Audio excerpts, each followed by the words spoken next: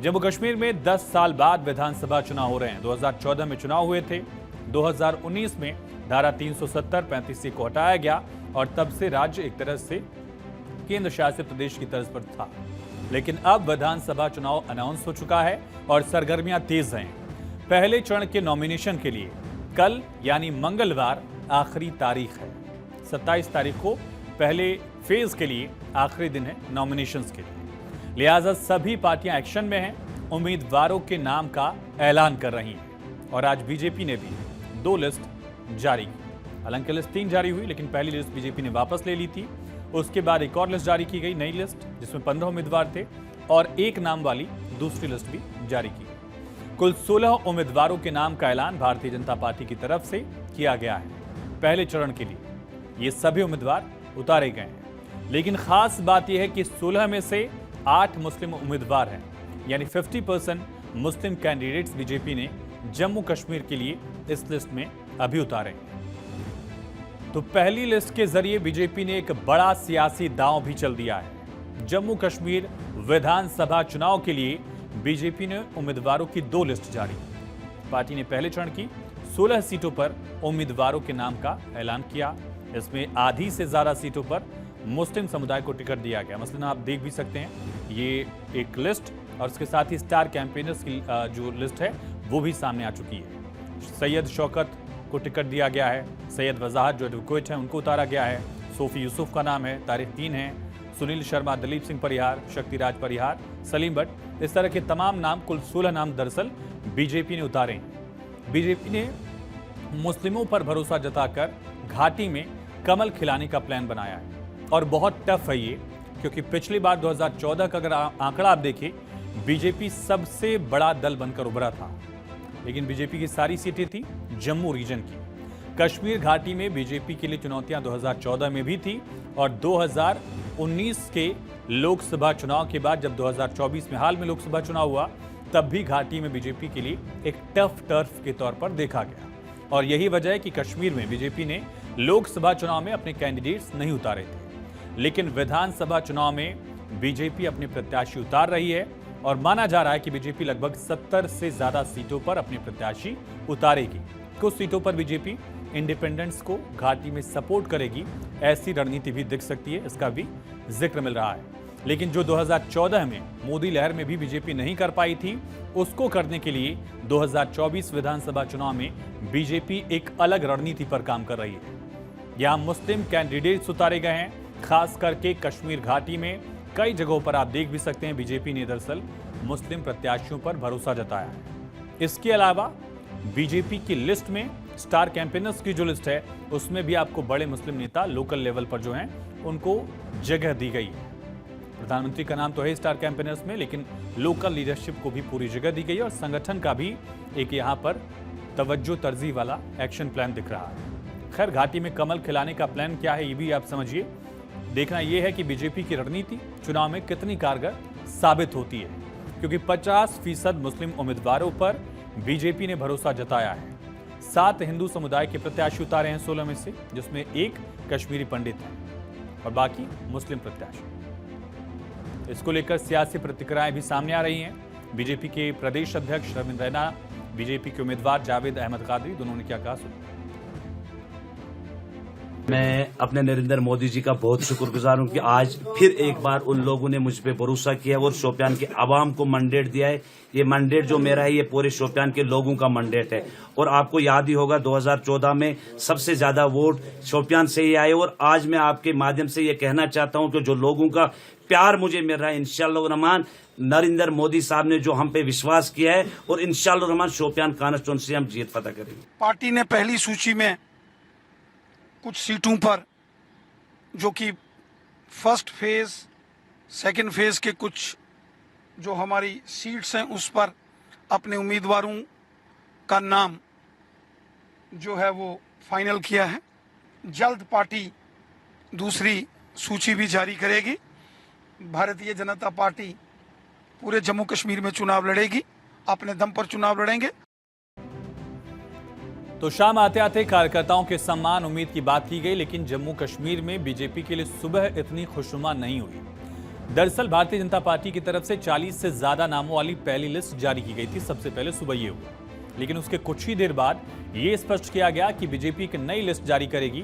पहली लिस्ट को बीजेपी ने वापस ले लिया। दूसरी लिस्ट में 15 नाम और तीसरी लिस्ट, या उसे आप दूसरी मान लें, अगर पहली लिस्ट को हटाया जाए तो कुल 16 उम्मीदवारों के नाम घोषित किए गए और इनमें 50% आधे उम्मीदवार जो हैं वो मुस्लिम उम्मीदवार आपको दिख रहे हैं। आप देख भी सकते हैं इस समय किन किन मुस्लिम प्रत्याशियों पर बीजेपी ने भरोसा जताया है। तो जम्मू कश्मीर में बीजेपी ने ऐसे ही मुस्लिम उम्मीदवारों पर दांव नहीं खेला है, बल्कि सोची समझी रणनीति के तहत इनको उतारा गया है।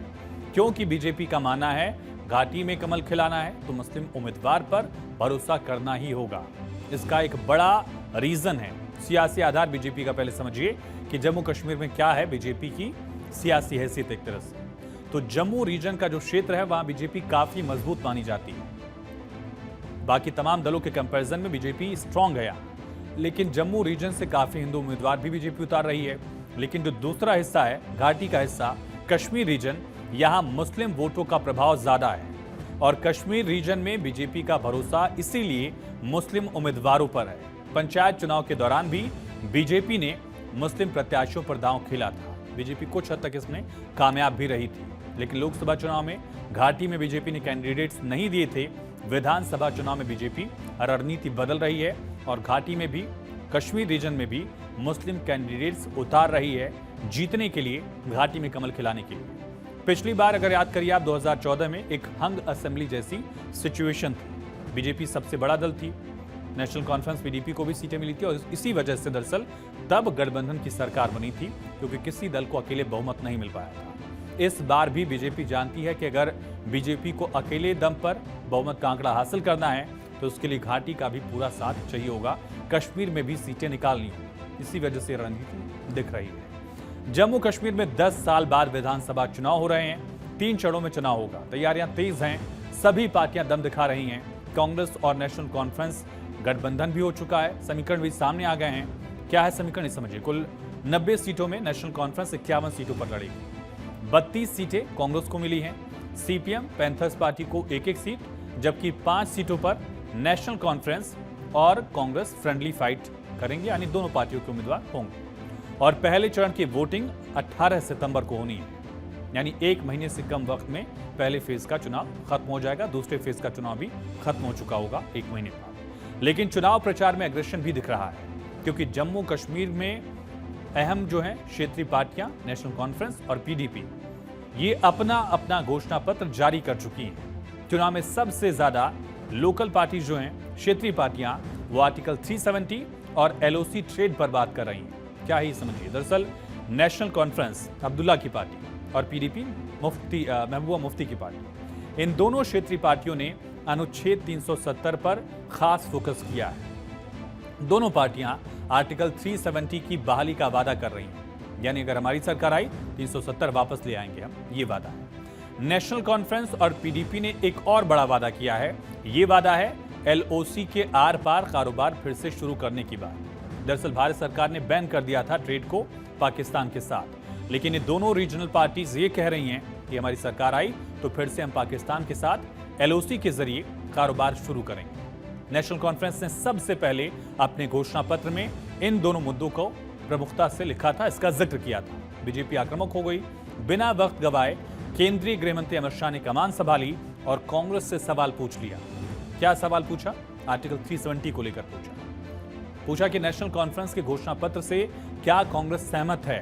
370 बहाली का जो वादा है नेशनल कॉन्फ्रेंस का, क्या वो कांग्रेस का भी वादा होगा? क्या एलओसी से कारोबार का समर्थन करके आतंकवाद बढ़ाना चाहती है कांग्रेस? ये सवाल पूछा। और अमित शाह ही नहीं, बल्कि बीजेपी के तमाम दिग्गज नेता आर्टिकल 370 को लेकर, घोषणा पत्र को लेकर कांग्रेस पर हमलावर है। कांग्रेस ने Abdullah and sons family private limited की नेशनल कॉन्फ्रेंस के साथ गठबंधन करके फिर से अपने राष्ट्र विरोधी मंसूबों को देश के सामने रख दिया है। तो कांग्रेस और नेशनल कॉन्फ्रेंस ने जम्मू कश्मीर विधानसभा चुनाव में गठबंधन का ऐलान भी औपचारिक तौर से भी अब कर दिया। सीट शेयरिंग का फॉर्मूला भी आ गया है।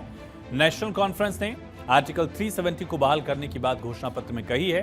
हालांकि अब इंतजार है कांग्रेस के घोषणा पत्र का, जिससे ये मालूम होगा कि कांग्रेस का आर्टिकल 370 पर स्टैंड क्या है। नेशनल कॉन्फ्रेंस और पीडीपी के घोषणा पत्र में बहुत कुछ समानता है, सिमिलरिटी है, और यही वजह है कि उमर अब्दुल्ला ने कहा कि सब हमारे घोषणा पत्र को कॉपी कर रहे हैं, निशाना साधा। और उन्होंने ये भी कहा कि ये जाहिर करता है कि हम अच्छे रणनीति के साथ, विजन के साथ उतर रहे हैं। अंग्रेजी में एक कहावत है, imitation is the best form of flattery. उन्होंने हमारे मैनिफेस्टो का नकल करके हमारी तारीफ की, हमें फ्लैटर किया और ये साबित किया कि सबसे बेहतर और सबसे उम्दा अगर किसी जमात के पास आने वाले 5 साल के लिए एक प्रोग्राम है, वो जम्मू कश्मीर नेशनल कॉन्फ्रेंस है। तो लोकल पार्टीज का घोषणा पत्र सामने आ चुका है। पीडीपी के वादे दिख रहे हैं, नेशनल कॉन्फ्रेंस के वादे दिख रहे हैं, लेकिन इंतजार है बीजेपी के भी मैनिफेस्टो का और कांग्रेस के भी घोषणा पत्र का कि क्या रीजनल पार्टी से तर इन राष्ट्रीय पार्टियों के एजेंडे में बड़े वादे जम्मू कश्मीर के लिए क्या होते हैं। और खास करके कांग्रेस का जो घोषणा पत्र होगा उस पर निगाहें हैं, क्योंकि बीजेपी लगातार आक्रामक है कि नेशनल कॉन्फ्रेंस के स्टैंड पर कांग्रेस क्या कहती है।